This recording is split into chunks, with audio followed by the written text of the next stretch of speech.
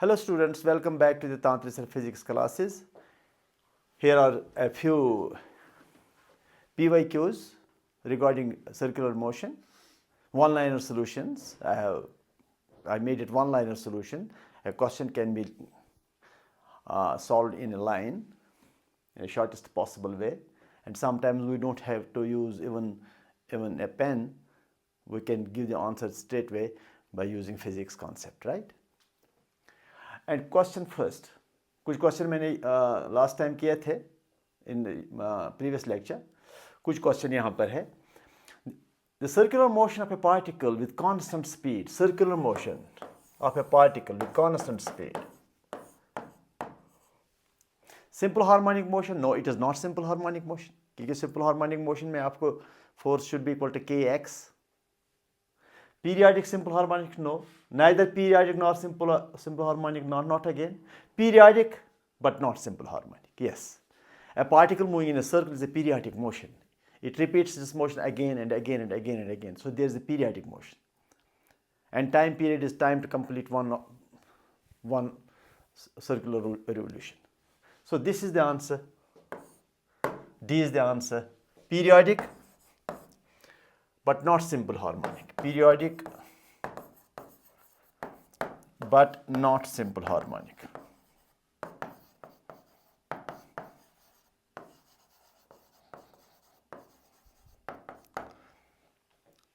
Circular motion is not periodic. Circular motion is not harmonic motion, simple harmonic motion. For circular harmonic motion, you have an equation. Force should be equal to minus constant times displacement. Second question. A particle moves along a circle with radius 20 by pi with constant tangential acceleration. If the velocity of the particle is 80 meters per second at the end of second revolution after motion has begun, the tangential acceleration is. A particle is moving in a circle. Radius उसका दिया है 20 by pi, or initially it starts with zero velocity, because he says if the velocity of the particle is 80 at the end of the second revolution after motion has begun. Motion begins and दो revolutions के बाद इसका velocity हो जाता है कितना? वही निकालना है शायद. नहीं. हाँ, इसका velocity becomes 80 meters per second. दो revolution के बाद इतना velocity बनता है. इसका मतलब there is a tangential acceleration. तो tangential acceleration ही ये speed बढ़ाता है. A particle moves in a circle. It is not a constant speed motion. Particle tangential velocity increases. There must be a tangential acceleration. तो दो revolutions के बाद particle का velocity 80 बनता है. तो हमें देखना है कि what is the tangential acceleration. ये हमारा question.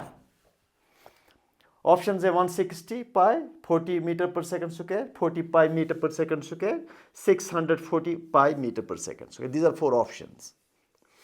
So how this question can be done, have a look. ये जो tangential acceleration है, it increases the speed, right? So final speed is equal to initial speed plus acceleration into time. Time तो दिया नहीं, इसलिए ये formula use मत करो.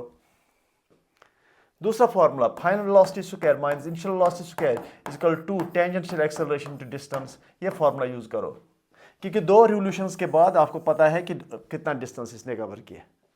तो आपको ये भी है, ये ज़ीरो है, ये भी है, क्योंकि दो रिवोल्यूशंस के बाद 80 मीटर पर सेकंड का वेलोसिटी है.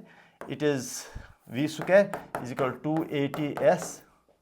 तो what is 80? 80 is equal to v square by 2s. v square is 80 multiplied by 80, that is v square final velocity square 2 times. What is s? Can anybody tell me what is the S? 4 pi r. Yes, absolutely right. 4 pi r. क्योंकि एक revolution का पाया 2 pi r, दो revolutions का 2 pi r का distance. ये तो निकालना पड़ेगा. चलो मैं निकाल कर देता हूँ. 80 multiplied by 80 by 2 into 4 pi.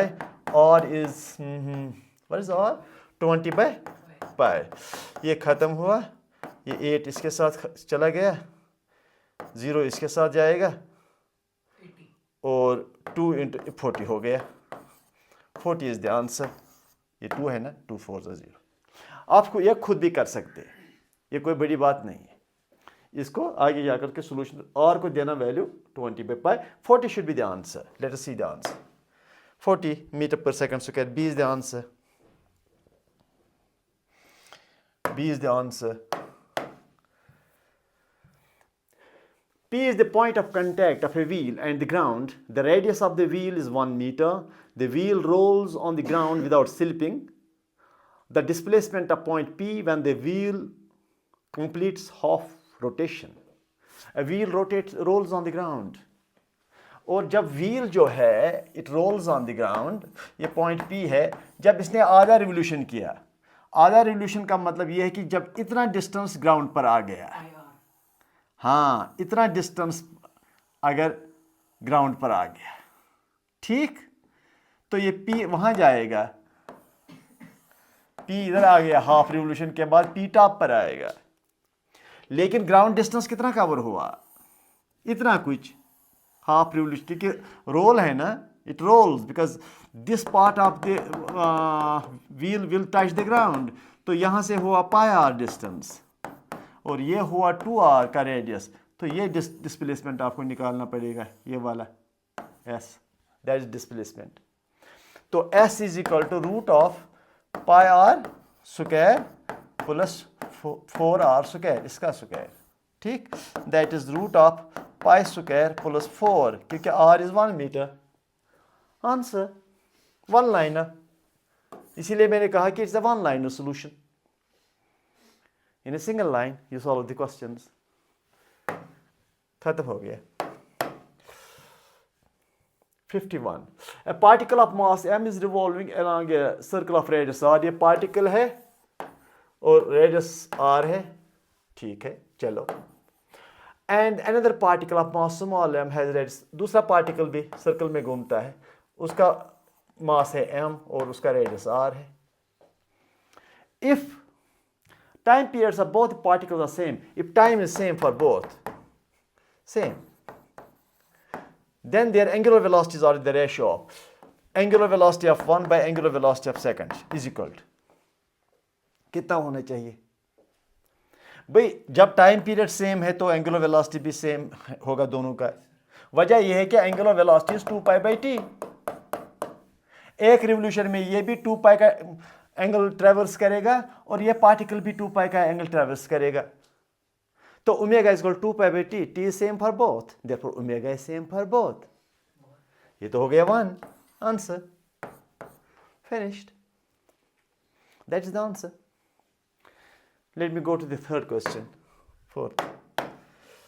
चलिए, what is the linear velocity of, if angular velocity दिया है कितना, 3i minus 4j plus k, और पोजिशन वेक्टर जो है that is 5i minus 6j plus 6k. What is the linear velocity? v निकालना है, ये हमारा क्वेश्चन है। एंगुलर वेलोसिटी दिया है, r दिया है, हमें लीनियर वेलोसिटी निकालना है। कोई भी रिजिड बॉडी ले लो, वो रोटेट कर रहा है, ये उसी मतलब इस general formula we have to use. एक रिजिड बॉडी है, रोटेट कर रहा है विद ओमेगा, हमें रिजिड बॉडी के अंदर कोई पार्टिकल है, उसका वेलोसिटी निकालना है, टेंजेंशियल वेलोसिटी। एक रिजिड बॉडी समझो, रोटेट कर रहा है विद ओमेगा, और रिजिड बॉडी के अंदर एक पार्टिकल है, पॉइंट है, और एक्सिस पर कोई पॉइंट हमने लिया, उसको रेडियस वेक्टर बना दिया, वो रेडियस वेक्टर और ओमेगा दिया हुआ है, और हमें इस पार्टिकल का लीनियर वेलोसिटी निकालना है। Formula have a look, formula ये है ओमेगा क्रॉस r, ये है फॉर्मूला, इन दो को क्रॉस करना पड़ेगा।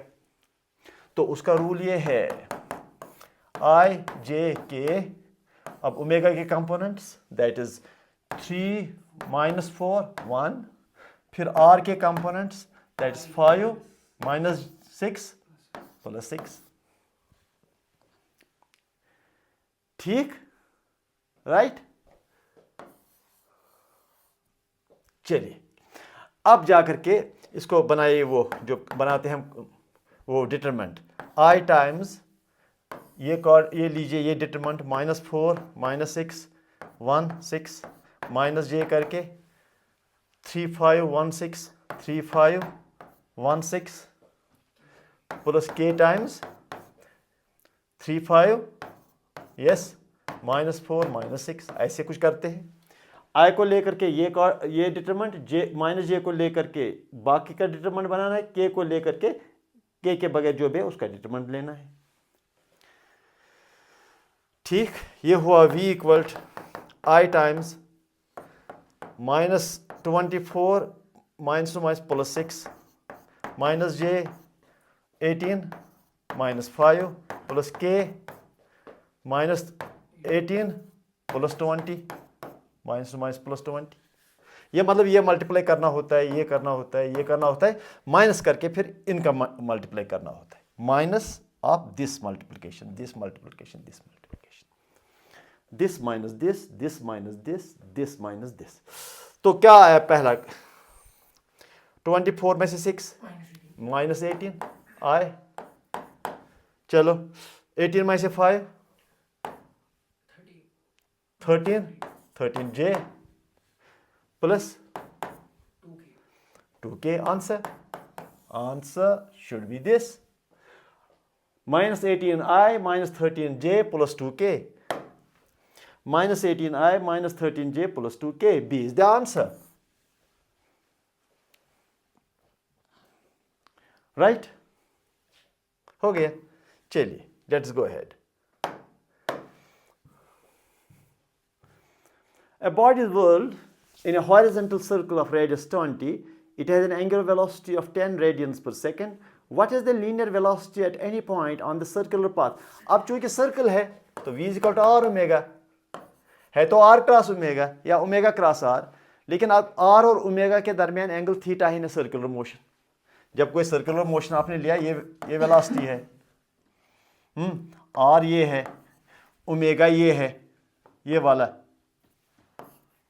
ओमेगा ये है, तो ओमेगा और आर में क्या एंगल है 90, इसलिए हो गया आर ओमेगा।